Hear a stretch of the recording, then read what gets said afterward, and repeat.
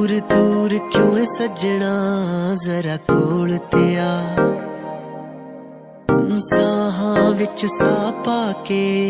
आजा मुझ में समा दूर दूर क्यों है सजना जरा कोल ते आ हाय साहां विच साह पाके आजा मुझ में समा हो जिंद माही आ जावे ओ सीने ला जावे ओ दिल विच अग जो तुलाई